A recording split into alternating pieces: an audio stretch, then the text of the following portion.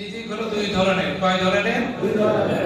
এক নম্বর হলো হালাল রিজিক, আর একটা হলো হারাম রিজিক। হালাল রিজিক, হারাম রিজিক, রিজিক যেমনটাই হোক না কেন প্রত্যেকটা হলো এক একটা চুম্বক। সুবহানাল্লাহ। রিজিক হলো কি? চুম্বক। জোরে বলেন, রিজিক কি? চুম্বক। হালাল রিজিক যদি থাকে, কোন ব্যক্তি যদি হালাল রিজিক ভক্ষণ করে, এই হালাল রিজিকও একটা এক ধরনের চুম্বক। আবার হারাম রিজিক যদি ভক্ষণ করে, এটাও হলো এক ধরনের চুম্বক।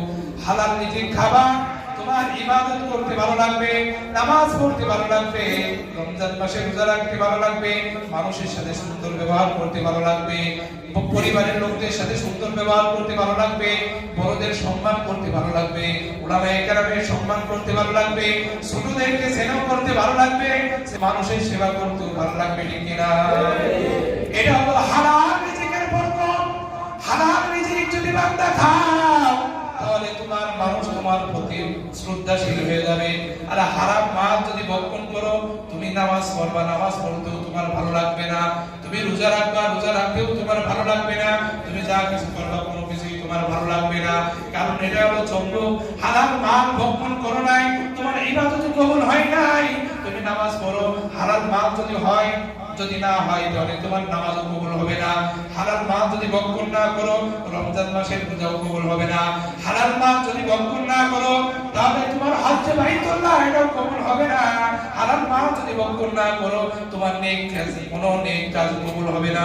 তুমি যদি দোয়া করো সকাল থেকে সন্ধ্যা, সন্ধ্যা থেকে সকাল 24টা ঘন্টা যদি আল্লাহর কাছে বলতে থাকো, আল্লাহ তুমি এটা দাও, এটা দাও, এটা থেকে বাঁচাও, তোমার মাল যদি হালাল যদি না হয়, হালাল মাল ভক্ষণ করে যদি দোয়া না করো, আল্লাহর কাছে একটা দোয়া কবুল হবে না। ঠিক কিনা?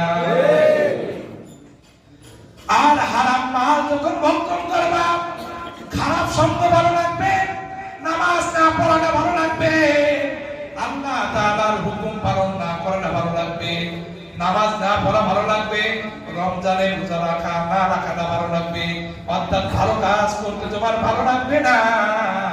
হালাল মাল যদি ভক্ষণ করো, তাহলে তোমার সব কিছুই ভালো লাগবে।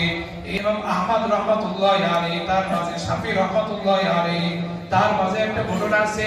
হালাল মাল ভক্ষণ করছে, রাত ভর ইবাদত করছে, কোনো ঘুমের প্রয়োজন হয় নাই, একটু ক্লান্ত হয় নাই, একটা আয়াত দ্বারা 100 মাসআলা ইস্তেমবাদ করেছেন। সুবহানাল্লাহ।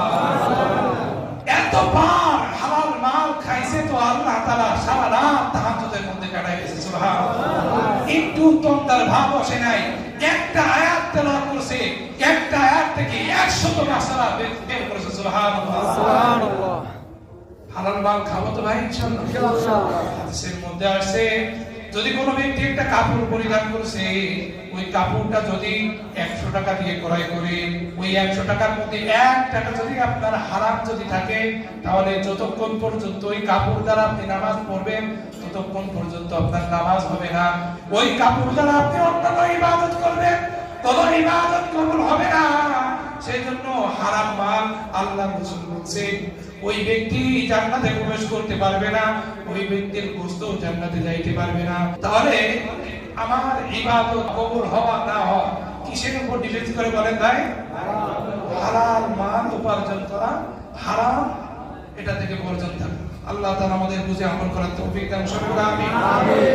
প্রতিটি মুহূর্তে ইবাদতের মধ্যে থাকার তৌফিক দান করুন। সবাই আমিন।